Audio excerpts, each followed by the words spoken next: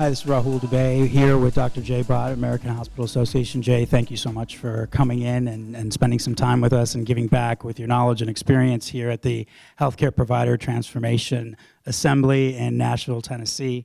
Very, very much looking forward to your keynote today in front of the C-level executives here at the Millennium Alliance Assembly. Some of the things that we've been talking about over the last couple of years in our relationship has been value-based care, executing on value-based care, how we're going to be able to move that forward with incremental, actionable steps across the ecosystem. One of our favorite buzzwords there is that multi-stakeholder, multi-transformational efforts that are going about. What are some of the things that you're going to be talking about today and have been really focused on with your members at the American Hospital Association that you really want to kind of drive home today to this intimate setting of people? Well, thanks, Rahul. It's always a pleasure to be with you. Thanks. I really want to say thank you to the Millennium Alliance and Nick and Kara and Connor and the team for inviting me.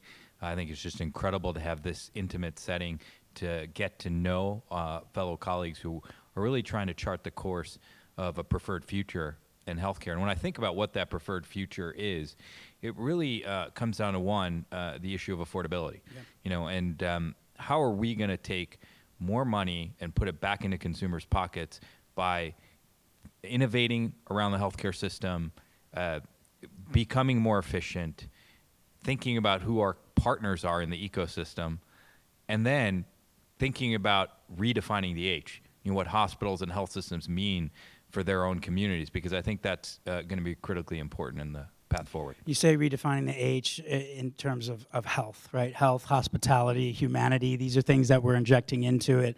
We talk a lot about it. I think when we're at the kind of provider transformation summit assembly here, it's a very intimate setting of C-level executives. Are there kind of morsels that you can pull from them in terms of sentiment where they are and kind of driving this kind of humanity, this value-based care, affordability that we're talking about versus kind of, you know, reading in blogs and doing these webinars and things like that? I find that these conferences and these summits really can drive home meaningful conversations that lead to action. Have you seen that with some of your members that will be attending in terms of the conversations you've been having with them at settings like this? Yeah, I think what happens is the settings like this spark conversation and discussions in a way that is off the normal, because you're in a different setting, you're out of the day-to-day, you are able to riff off each other's ideas and conversation. And so, you know, this notion of when we think about disruption, we think that it only happens outside of hospitals and health systems and institutions. But in fact, conferences like these are really a unique opportunity for health systems and organizations to come together and disrupt themselves. And we saw that, you know, happen not too long ago with the issue of generic drug pricing, where Intermountain and a number of systems came together to say, how do we address affordability and access to generic drugs? And so out came Civica, which is a health system-driven disruption around generic drug access and pricing. And that shows kind of the power of kind of knowledge share, mind share, and that collective effort going in toward real challenges that are facing the healthcare system. You talked about affordability, you talked about drug prices, we're talking about the health delivery system, administrative costs, a lot of complexity that's going on in order for us to kind of drive that transformation. Where are some things, when you look at affordability and you're looking at these kind of single sources of truth from your members, what are you hearing in terms of what we want to tackle? Is it getting to that specific, such as opioid? Is it getting into, these are the 5 components of population health? Is it more kind of macro or micro? Well, you know, I would simply put it's health is a function of H squared, humor and humanity. And in all honesty, I would say that what we're seeing as the important areas of conversation is the members are saying, let's be bold, let's change the conversation, that the lens isn't healthcare anymore, the lens is health, by which we see what we do, and that it's about consumer expectations, because they're changing and they're evolving. And so if health systems and hospitals aren't connected to those changing consumer expectations and not only responding but being proactive about them, they might lose that relationship.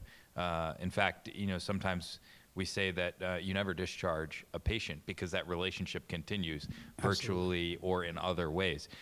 So I think when we really had a conversation around two things. In 2017, it was about affordability, and that led to our work of the Value Initiative. And in 2018, it was about disruption and innovation, which led to the AHA Center for Health Innovation, which we launched 8 or 9 months ago. And then another conversation in 2017 was really important, was around physicians and clinicians and the relationship that clinician leaders have with non-clinician leaders, and really that we can't chart the vision of the American Hospital Association of a society of healthy communities where all individuals have the highest potential for health without that partnership and without the important health ecosystem that needs to involve really at the center people, consumers, patients, but they're all across the continuum. So I think about what does it take for an organization to help the community achieve health wherever they are in the continuum, whether that be before they enter the delivery system, in acute care, in chronic care, in post-acute at home. Sure. And so I think it's going to be really exciting to see what healthcare delivery looks like in the neighborhood and in the home. I think it is very exciting in terms of the transformation. It's going to take a multitude of these innovations coming out of your center, coming out of the local regional areas where these challenges have been identified and action has been kind of set forth to go forward. I think looking at it through the lens, we've been designing very institutional for you to look at the patient and what that means in terms of satisfaction, what that means in terms of satisfaction across the spectrum of patients. I do like the fact that there is no discharge, right? We're in charge of helping that person manage their health for their entire life, not a 12-month period. What are some of the focuses that you're looking on in terms of consumerism with the health systems that are out there? And what are some designs that are showing across the ecosystem, across these stakeholders that are necessary? Are there one or two that you're trying to push forward? And if so, is it around a specific region and a specific disease burden? You know, I would say when I'm an internist and geriatrician, and so when I've asked my patients what health means to them, they say it's really simply being able to do the things for people that depend on them and for themselves. And so that's time. When you ask what people want back, they want back time, and time to do the things that they care about, that their family cares about, that help them live their lives. And so I think part of what I think the consumer digital experience does is meet them where they're at. So I think, one, we've got to create a digital front door and a continuum for engagement. And with that comes simplicity and the experience. Now, you know, I am able to engage in delivery situations where the first time I see someone is when they call me back to the exam room, because everything else has been done through the phone, from scheduling an appointment to checking in with the UR code to having your health data at your fingertips. The other issue I would say is behavioral health. I mean, I don't think we are going to make a difference in health and healthcare without figuring out how do we scale behavioral health approaches at work. And it's about mental wellness, not mental illness, and how do we maintain that sense of wellness. The other is rural health. It's just heartbreaking to see the impact the current environment is having on rural healthcare delivery, and we've got to figure out what are the right models of care there. And that includes virtual, that includes using other kinds of health professionals to help support care delivery and keeping people healthy upstream in their communities. And then I would say, thinking about EHR usability.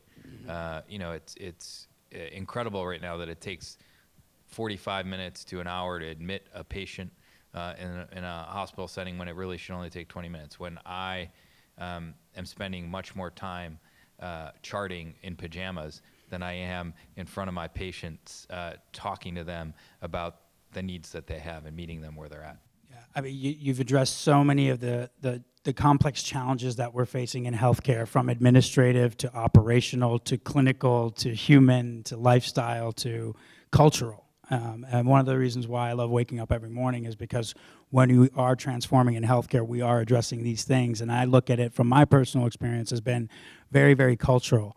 And when we get into an opportunity to be able to address the C-level executives like this at the Healthcare Provider Transformation Assembly, it is a very powerful vehicle medium for us to be able to get to that level for when everyone kind of wraps up, for them to commence their work going forward.